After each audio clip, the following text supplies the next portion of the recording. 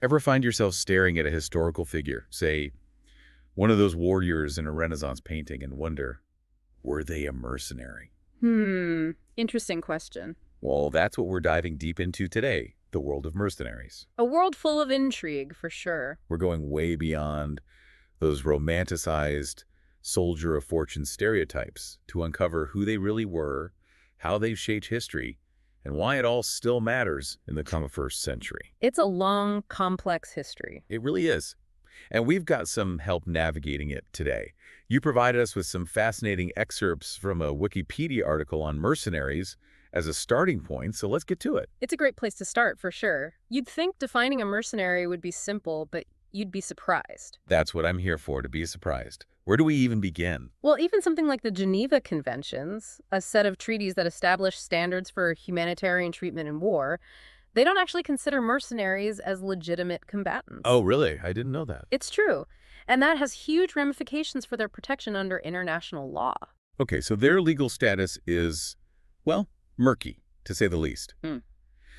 But how do we even define who qualifies as a mercenary in the first place? That's where it gets really interesting. There's no one single universally agreed upon definition. Oh, okay. The Geneva Conventions actually lay out 6 specific criteria in Article 47 of Additional Protocol 1 that attempt to define a mercenary. 6, wow. But the lines get blurry very quickly, especially when you factor in the intersection of financial and political motivations throughout history. So it's not as simple as just they fight for money. Exactly. Money and politics are almost never isolated, especially in warfare. Mercenaries are often driven by a blend of both, which makes a clear-cut categorization really challenging. I see. Take, for instance, the condottieri of Renaissance Italy. These were mercenary captains who led independent armies. Okay. They often held significant political power in the city-states they served. They were basically power brokers in their own right. That makes you realize just how complex this term, this mercenary, really is, and how much history is packed into it. Absolutely. And it gets even more complicated when you consider how the international community has grappled with this issue. How so? Well, the UN Mercenary Convention, for example, broadens the definition even further. Really? It includes individuals or groups involved in activities aimed at overthrowing governments or undermining a country's stability, even if they aren't directly engaged in combat. So we're talking about coups, destabilizing operations activities that might not traditionally scream mercenary, but definitely fall under that umbrella now. Precisely. Wow. And different countries have had their own unique ways of dealing with the legal and ethical tangles of mercenary activity. Yeah, I bet. We could look at cases like Mark Thatcher's alleged involvement with a planned coup in South Africa, or the French company Défense Conseil International, which is partially owned by the French government but trains foreign armies. It's a reminder that this isn't just some historical footnote. This is ongoing debate with real-world implications. But speaking of history, one of the things I find most fascinating is just how far back the use of mercenaries goes. We're talking ancient battles to modern conflicts. It's almost as if they're a constant throughout history. You're right. Their presence in various forms spans millennia. Wow. To really understand the role of the mercenary, we have to look at their motivations in different periods, how they influence the outcomes of wars, and how they fit into the larger social and political landscapes. It's fascinating, isn't it? It is. Let's jump into some specific examples. The Wikipedia article you sent mentions mercenaries being used all the way back in ancient Greece. Right, like Xenophon and his account of the 10,000. Xenophon, refresh my memory. He was a Greek historian and soldier, Okay. and the 10,000 were a Greek mercenary army hired by Cyrus the Younger, a Persian prince, to fight against his brother, King Artaxerxes II.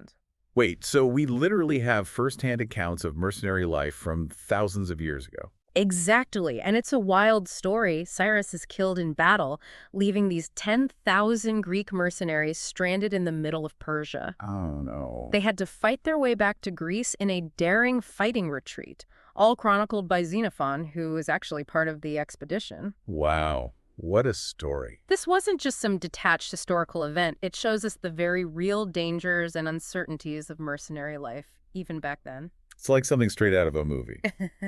And speaking of legendary warriors, the article also mentions the Spartans. Of course, the Spartans were practically synonymous with military prowess in ancient Greece. Yeah. While not technically a mercenary army in the sense that they fought for their own city-state, they were frequently hired out by others, especially during the Peloponnesian War, All right, yes. to train soldiers or bolster defenses. Their reputation as a formidable fighting force made them highly sought after. So even back then, having a reputation for military skill could translate into, well, a lucrative side hustle, so to speak. Absolutely. And the Spartans weren't the only ones. The article mentions Carthage and how they relied heavily on mercenaries for much of their military might, Really? especially Gauls and Iberians from the Iberian Peninsula. What's interesting is that it seems like their whole military structure was built around using these foreign soldiers. It wasn't just a one-off thing. You're right, their reliance on mercenaries stemmed from their strategic position as a trading power. They focused on naval dominance and commerce, relying on hired armies to wage wars on land. Makes sense. This, of course, came with its own set of challenges, Yeah, I can imagine. as loyalty and reliability could be fickle, especially when gold was involved. And that makes me think of another example from the article, the Byzantine Empire and their famous Varangian Guard. The Varangians. These were elite warriors, often Vikings from Scandinavia, Vikings. who served as the personal bodyguard to the Byzantine emperors. Okay, Their fierce loyalty was legendary. I can imagine. And get this, Harald Hardrada, who later became king of Norway, served in the Varangian Guard before returning to claim his throne.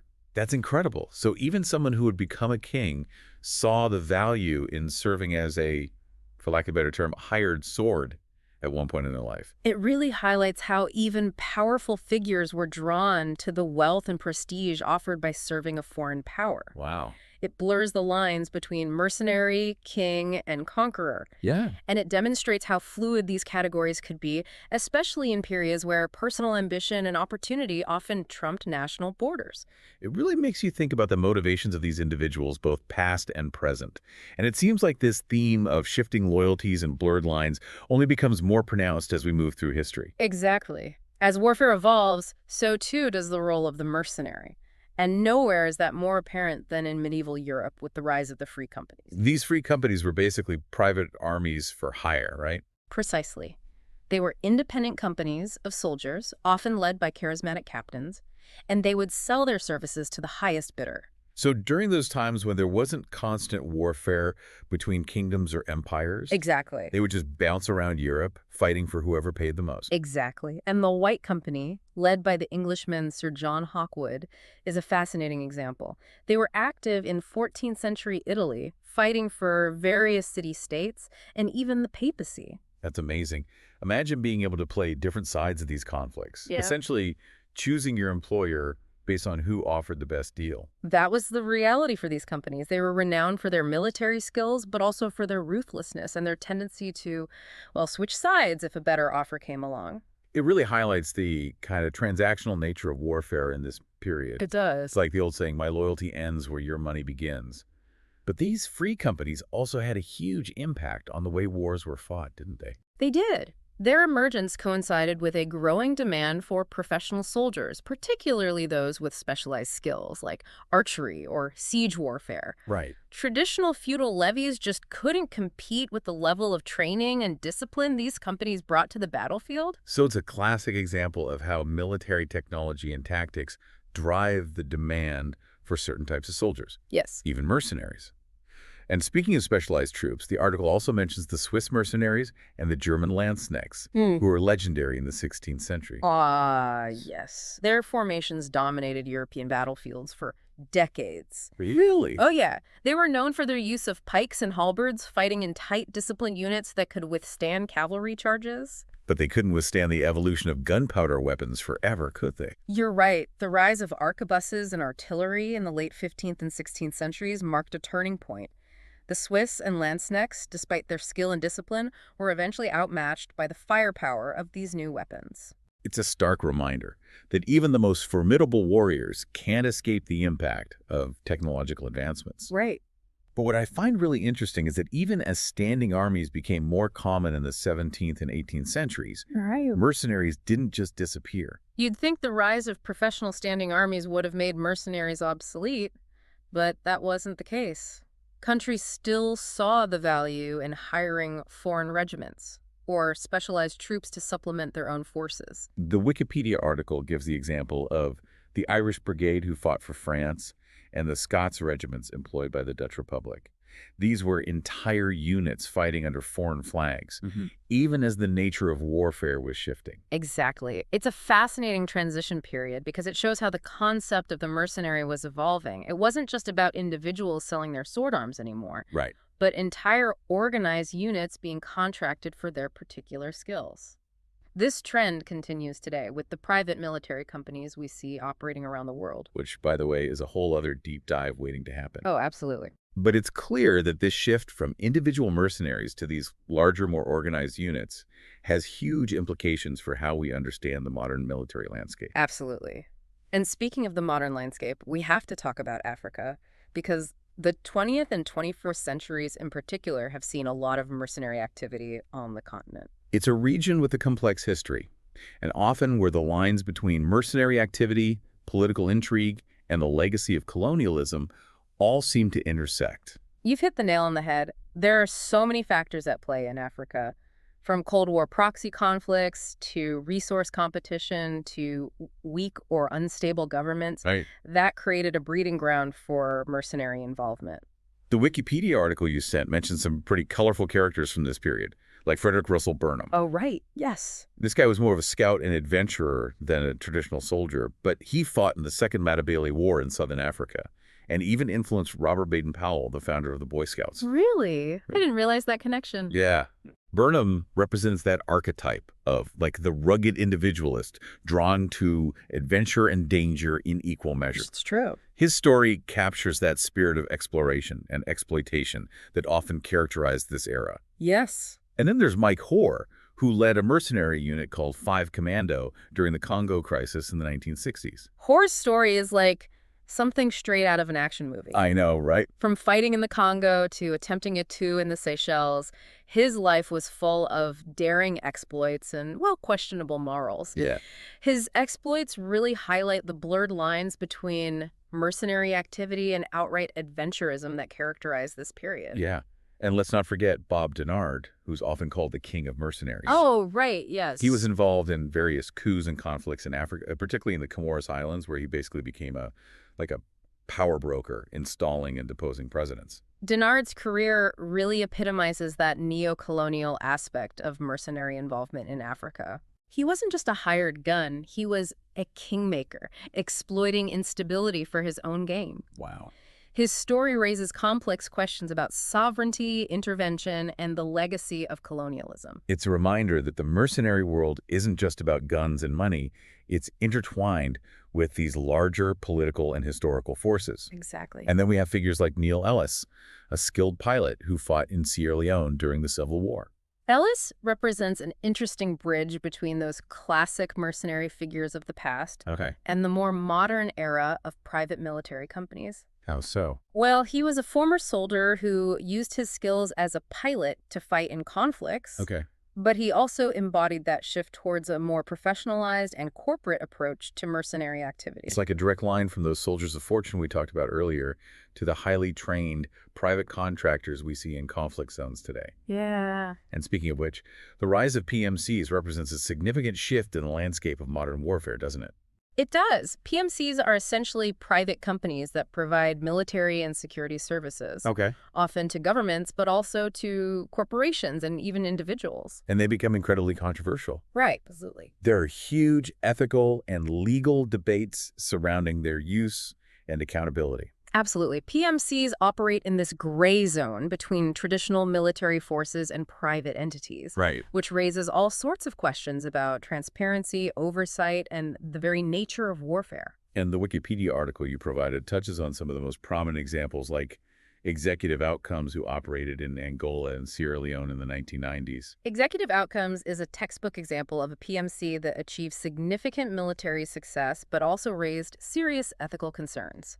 How so? Well, they were highly effective in combating rebel groups, but their involvement also blurred the lines between military intervention and private profit. So it became very murky. Were they serving the interests of the countries they were hired by, or were they ultimately serving their own corporate interests? It's a question that's very difficult to answer definitively. And their case really ignited that debate about accountability, right? Mm. Because if a private company is essentially acting as a surrogate military force who's responsible for their actions, what happens if they commit war crimes or overstep their mandate? Those are the million-dollar questions, and they're not easily answered. The case of executive outcomes exposed the lack of clear international legal frameworks governing PMCs, and it forced the world to start asking some very uncomfortable questions about the privatization of war. Right, because up until that point, it wasn't really something that people had given that much thought to. Exactly. It was uncharted territory in many ways. And then we have Blackwater, which Mhm. was a U.S.-based PMC that gained notoriety for its role in the Iraq War. Blackwater became synonymous with the controversial side of PMC involvement. They were involved in several high-profile incidents, including the Nisour Square massacre in 2007, where Blackwater guards killed 17 Iraqi civilians. This event sparked international outrage and fueled the debate about PMC accountability and the use of private military force in conflict zones. It's like every time we talk about PMCs, we bump up against these ethical and legal gray areas. Where do we even begin to draw the lines? That's the challenge, isn't it? The very nature of PMCs, their global reaches, their financial motivations, and the often murky legal frameworks they operate within makes it incredibly difficult to establish clear boundaries and ensure accountability. And it's not just about holding individual contractors or even companies accountable, right? It's about the larger implications for how we understand warfare and conflict in the 21st century. Absolutely. The rise of PMCs forces us to confront some fundamental questions. What happens when states increasingly outsource military functions to private companies? What are the long-term consequences for international stability and the rules of war? These are questions that extend far beyond any single conflict or company. It makes you wonder if we're heading towards a future where the line between state and non-state actors becomes so blurred that the very concept of a mercenary becomes almost meaningless. That's a very real possibility. We're already seeing states like Russia with the Wagner Group utilize private military companies as tools of foreign policy, blurring the lines between state-sponsored action and mercenary activity. So we've gone from ancient warriors selling their sword arms to these globalized private armies wielding sophisticated weaponry and influencing geopolitics. It's a pretty stark evolution. It is, and it begs the question, what will the future of mercenaries look like? Will we see even more privatization of warfare? Will technology like AI and autonomous weapons systems further complicate the picture? These are questions that we need to be asking ourselves now. Because this isn't just about history anymore, it's about the future of conflict itself. This deep dive has really opened my eyes to the complexity of this world. I had no idea there was so much to uncover. It's a topic that often gets relegated to the shadows, but as we've seen, the role of mercenaries throughout history and their resurgence in the 21st century demands our attention. It's a story of intrigue, shifting alliances, and the evolving nature of war itself. It really is. It leaves me with a lot to think about. And for you, the listener, we hope this deep dive has sparked your curiosity. As technology advances and the geopolitical landscape continues to shift, the role of mercenaries will undoubtedly remain a topic of debate and discussion. What will their impact be? How will we navigate the ethical and legal challenges they present? Those are questions for all of us to ponder. And perhaps the most important takeaway from all of this is that the story of mercenaries is far from over. If anything, it's only becoming more relevant and more complex as we move deeper into the 21st century.